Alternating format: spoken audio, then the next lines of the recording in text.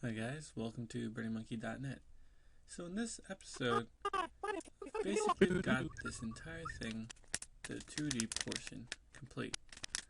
As you can see, he's walking, sees the dentist sign, goes into the next scene, where he goes into the machine as he whistles, pretending not to know that he's not supposed to enter.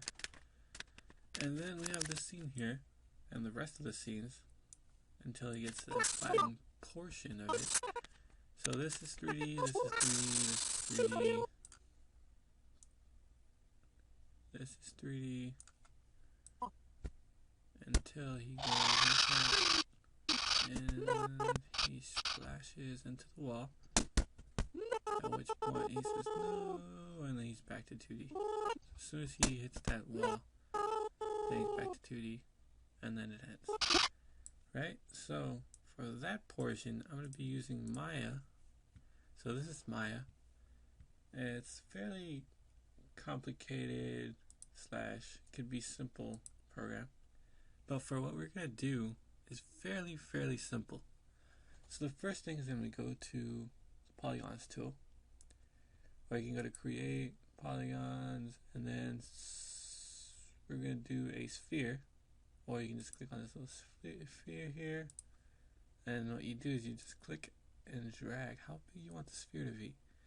Now what happens if you just go ahead and click on the sphere tool and then you just click, it'll automatically create a small sphere, which is, not too bad. It's just what we need, just a sphere. Okay, what I'm going to do next is go ahead and click on this little polygon cube tool, and I'm going to create the plane, which is a gray. If you remember from the 2D, by the way, this tool is the same as the other, so you just click and then you drag how high, depending on what the tool is, and then to move it, you press W on the keyboard, or you can use these little tools here, move, rotate, and scale. So if I do scale, you can see the scale thing comes up, and if you do the center yellow one, it'll scale the entire thing as opposed to just sides. Okay, so with that said, go back to Premiere, and I'm going to demonstrate our regular scene, our 2D scene here. So you'll notice that there's a gray ground, blue, for the rotating transformation tool, or transformer, and then the red ball. So with this red ball, I need to find a way, and if you press 4 on the key, 5 on the keyboard, it'll change it to this view here, where it'll show you basically not the mesh anymore, the actual polygons here. And so without seeing the full wireframe mode, you can see this is our plane, this is our little ball here. So we need we need to go to our window, render editing, Hypershade tool, and this here is where we're going to start adding stuff. So these are basically Hypershade tools for texturing, and in order to create a texture, you just double click on whatever you want, whether you want Lambert, which is kind of like fuzzy, kind of like a tennis ball would be, that kind of texture. So it's kind of carpety slash not really. So I'll create a couple of these for the ball, whether I want it to be shiny. The ground will be Lambert, and the ball will, let's say that the ball will be slightly shiny. So you can do Fong E, Fong, or Blend. I'll do Blend. And then to apply it, you just simply need to, I'm holding Alt down, I'm holding Alt while I'm moving this, and middle mouse to move it around, and then to rotate, left click while holding Alt, and then right click to zoom in, zoom out while holding Alt. So really cool, really simple tools, and on Mac it would be Option, I believe, if not Control. And so to apply it, you just click on the object you want to apply it, and you click middle mouse and drag it onto the object. As simple as that. And how do you know that it changed? So you click on the texture, and you go to the color, and then you just select the color you want it to be. So as you can see, it's already going to red. Now this isn't the red that I've decided to use inside Photoshop, so gotta figure out a way to get that same color in here as well. So another neat trick that you can do right now, it says blend 1. You go up here to the blend and you type in, this is going to be circle. So now you know that this texture belongs to this character. And the reason why you should probably end up doing that is that when you start having a giant scene with lots and lots of textures, it is going to be really helpful to know where you stand with that texture and what it belongs to. But for such a small scene where you only have 3 colors, it's really not a huge deal. So let's see. Okay, so I have Photoshop open with the file where I created all the assets, and as you can see I named it assets.psd. And the reason for that is that I can have all the assets for this short scene in this one file. So I have this sign, and I can actually go in here and you can say, we should be able to rename. If you not, then you can just double click on this layer and name it, and this would be sign, and then this would be circle. So if I had a bunch of assets in the same file, I know where that is. And if, let's say this file had tons and tons of parts to it, I just create a folder down here and you can put it in there, and it will basically just store it inside this folder, and you can turn everything on or off inside this folder without having to go separately and turning these little things off, which is really great when you're working with various assets in the same file. So here we go. Okay, so what I want to do is get this color into through 3D Maya. So in order to do that, I'm going to go click on this color picker here. Click on this color, and as you can see, we get a code down here. So we get our little HSB, so hue, saturation, and black, and then RGB, so red, green, and blue, and we get LAB and CMYK. So with those, you can use these numbers or this code to go to Maya and apply that code here. So as you can see, HSV. So you can select what color you want to do, from RGB 0 to 1 or RGB 255. And then what I'm going to do is I'm going to go ahead and see 21533. So I'm going to go over here and we're going to do the same thing here. 215. So 21533. And suddenly, so now this color is actually the color from Photoshop. So now we need to do that with the gray. So I'll hit OK, and I'll click this little arrow here to switch. And then I want to do the ground. But remember, the ground is not in here. It's actually inside After Effects. Okay, so opening up After Effects, you can see how our layer is here, and we're going to go down to this tool, and you can see our colors up here. So the same thing as before, RGB, so 116, 116, 116. So now if I go over to Maya and go to our Hypershade, and let's see, our ground's going to be a Lambert. So I'm going to do number 3, and I'm going to name it ground. And the reason why I'm not using Lambert 1 is because every time you import a new polygon or any new object into here, it'll get that Lambert 1. So using a different Lambert, I can just name it and set that one to the ground. So right now I'm just going to click and drag it onto there. I should be set now. Okay, so I believe it was 115. Go over here, 116. So I'll go over and click on this guy here, 116. Come on.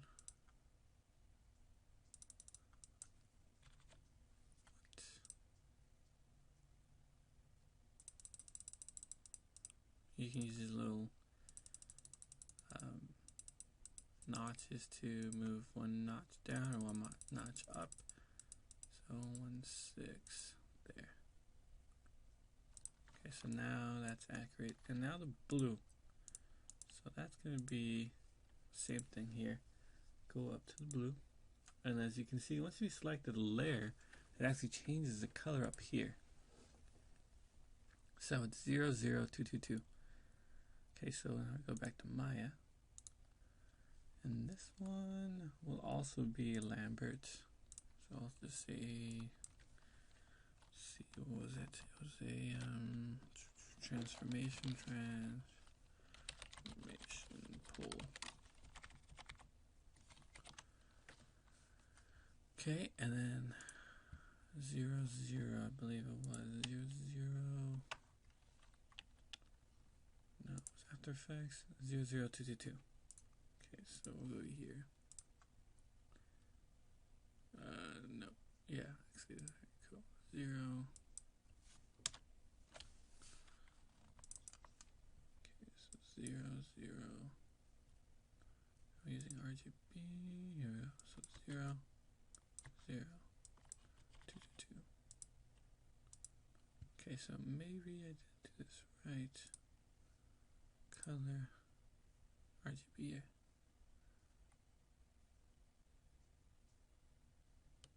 Okay. And just to make sure it was 128. 116. Why is it 128 over here? So double click RGB 128, 128, 128. There. Done. There. Okay. So now we just need the last part, which is our little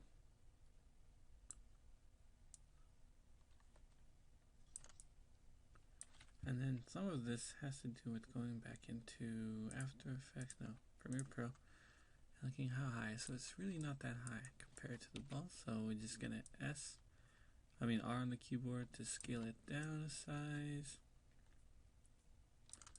As you can see, still slightly high. Get to the height of the ball, which this should be it. And then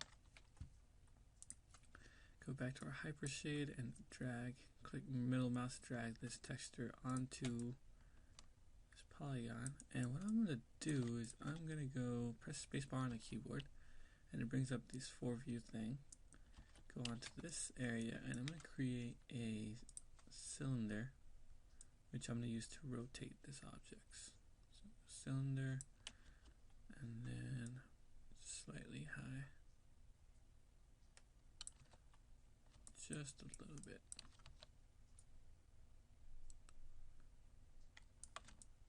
And this is going to have the same texture as the ground as well. So as you can see, it kind of is like this kind of blocky sphere. In order to fix that, you go to poly cylinder, and you say transformer ground,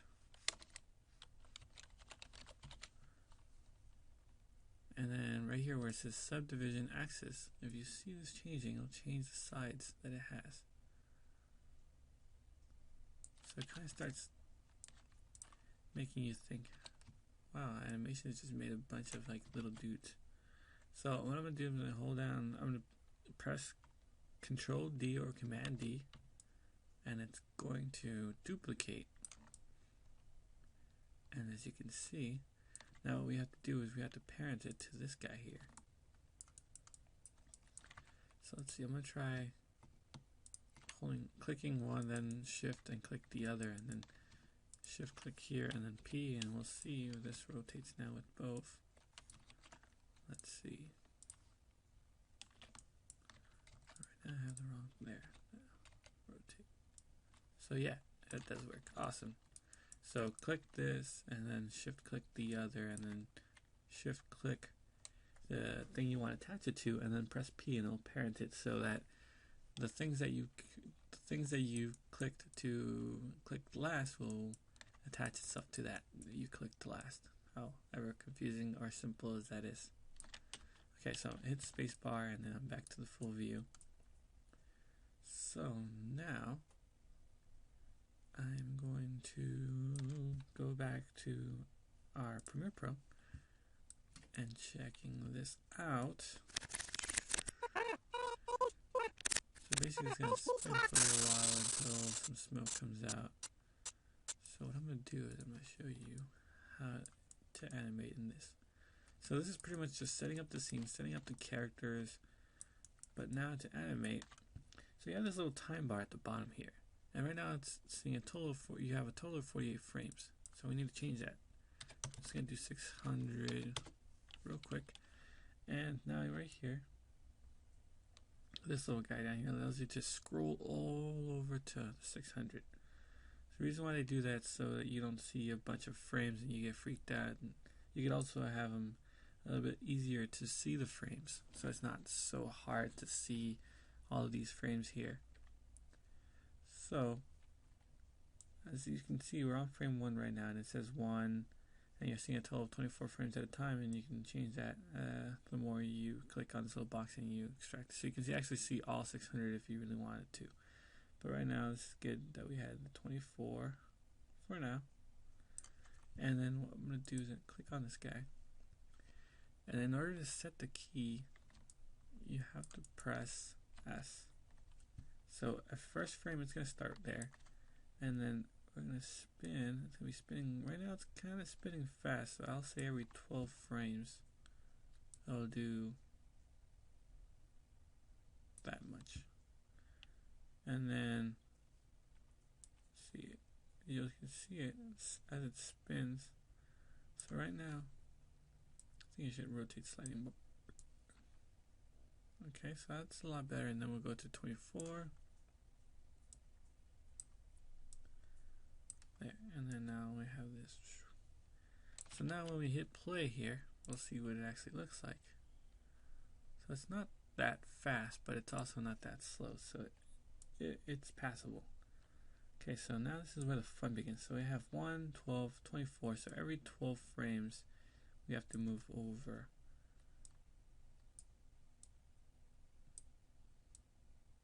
Okay.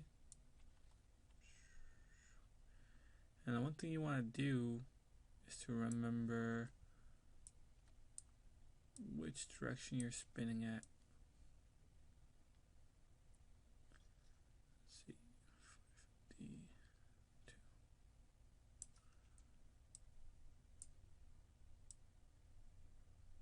Oh no.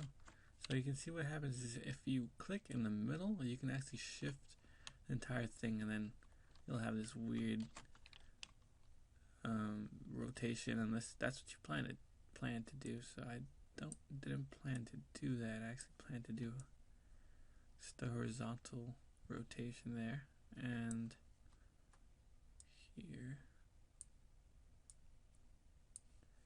and we'll just do it till we get to 112. So we'll do 74. Or is it 72? 72, oops. Okay. And you can increase the speed by just putting it farther, closer, and it'll spin faster. Let's see.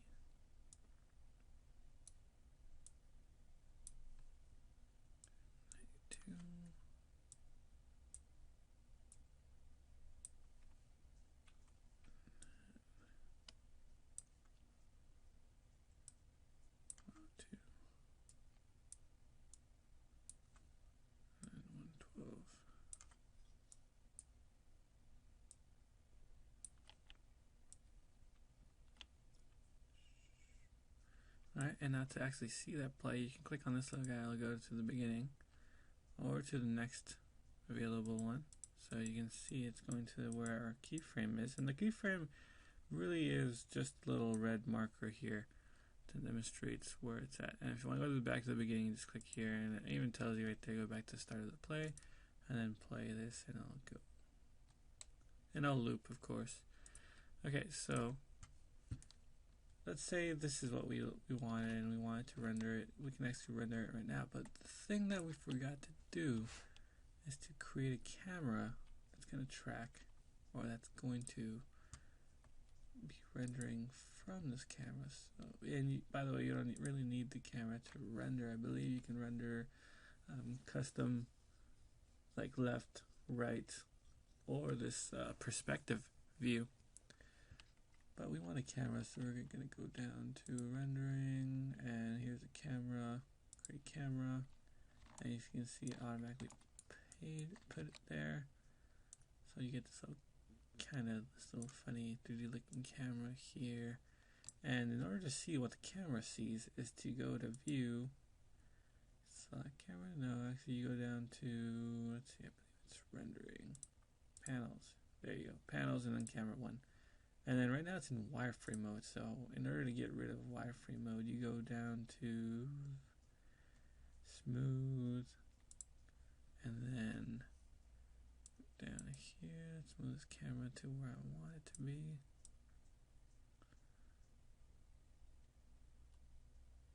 Okay, so this is gonna be good.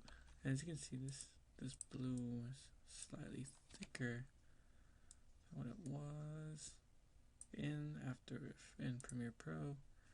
From our final one, see, it's not that thick, so we're gonna make it slightly thinner. I know. As you can see, it didn't select both. So there now. Do that. Bam. Oh no. Whoops. No. See, what happened is that I moved the camera. Here, hopefully this is fixed. And what I did right now is just press F and it zooms into whatever object you are looking at or you have selected. So let's say I click on this and I hit F, it'll zoom in straight to the sphere, which is really, really handy. Okay, so let's not forget our, oh, don't forget we have our little camera here. That's what that is right there. So, but right now I forgot to put the ground onto this object here. Oh, right, because it's parented. So I might need to unparent this. Yeah, I think so. Okay, so let's say you accidentally parented something. Let's say you parented this to the ground and you want to unparent it. You do select what you want to unparent and you go to, it should be in Edit, Unparent, Shift P. And now this is by itself. I can go back to Hypershade and I can do this to the ground. Select these and then parent again, and then I should be able to rotate this guy again. Alright, there you go. Simple as that. Cool. So now you get this, and this is going to be rendering in the camera. And what I was thinking is that I'll do a pan shot. So it starts off like that. And what you do is you click on the camera.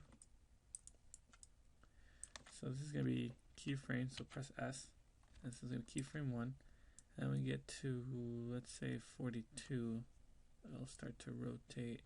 And then what I like to do is actually go inside the camera view, and you can actually shift it to what you want to do by using the Alt key and mouse clicking to what you desire.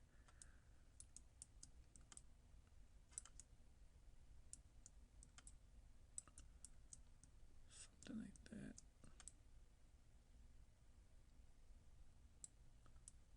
And then we can see what that looks like. So it starts off here and it goes.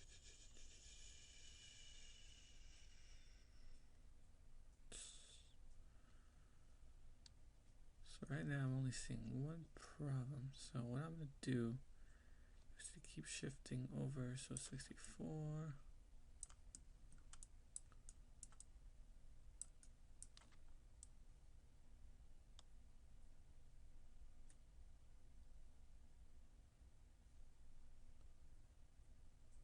And then down to 101. Where it goes right there. And then this is where the ball is going to go forward.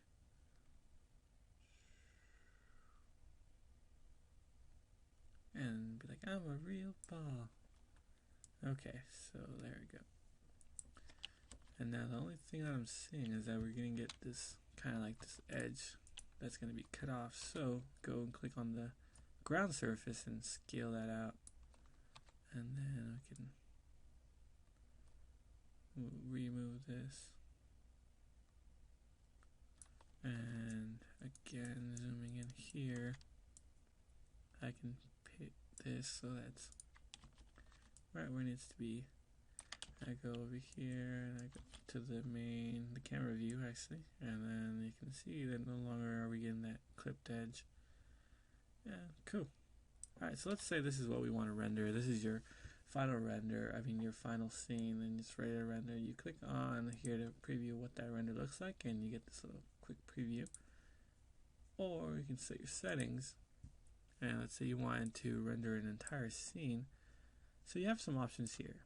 First, image format. What are you going to export it to? Are you going to be AVI? It's going to be QuickTime, PSD, GIF, or JPEG.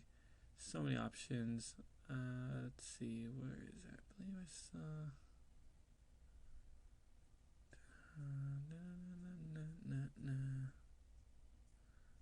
Okay, I'll just do AVI. And then, so I didn't see QuickTime anywhere. And then here's what the important part is. So you're gonna start at frame 1, which is this one right here. And what's it gonna end? It's gonna end at 101 for me, for now. And of course, you can render to 600, which will have a couple of empty frames, or a couple of same frames. When it ends this animation, it will continue rendering the same frame. And then here, renderable camera perspective. No, we want camera 1. You could do front, side, or top, but I have a camera already, so camera 1. And then your presets, what resolution do you want to render at? I'll do HD 1080, just because the other video here is at 1080, so I want it to match with that. And then right there by pixels, inches, centimeters, millimeters, and your resolution, which is in PPI, pixels per inch. And that's pretty much it. And the other thing is where you're going to render to. Render options, no. I think, yeah, that's it. And right here is a path where it tells you it's going to render to. So it's going to render to Maya Projects default images, and it's going to be untitled AVI. And if you want to give it a title, you just type it in here using scene name. You want to use the scene name. And then here you want to use Maya software, hardware, Maya mental array. And here, if you click on Maya software, it has all the actual options that you'll need to figure out or to set the quality of your render. So you want to do production quality, highest quality, and depending on how long you want your animation to take rendering, you can set shading and the maximum shading, and all these things will have an effect in your render, and that will actually change it, making it smoother, look sharper, and that sorts. Okay, so let's close this out. And alright, so this is done here. And then, so that was your settings. And then if you want to do a batch render, which will just render the entire scene out, you click on that. And then this is to check what image you're rendering at currently. So what's cool about Maya is that we'll click on batch render, and you'll see down here / results rendering with Maya software. And you think, okay, maybe this thing it's not rendering, maybe it's just like, what's going on?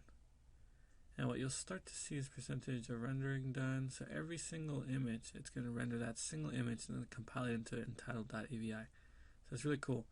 And once it's done, it'll actually tell you, look at log, something complete. And what's cool about Maya is that you can actually just continue working as that renders out. So you don't have to be like, oh, I have to wait. Like 3D Max, where you have to wait until the entire render is done, and then if you don't know if it's actually came out right.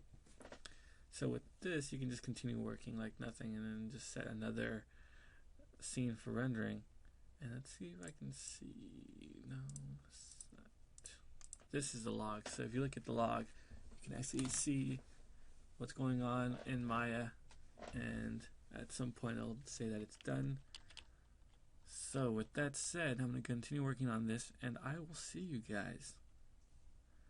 So have fun, enjoy yourself. Later, guys.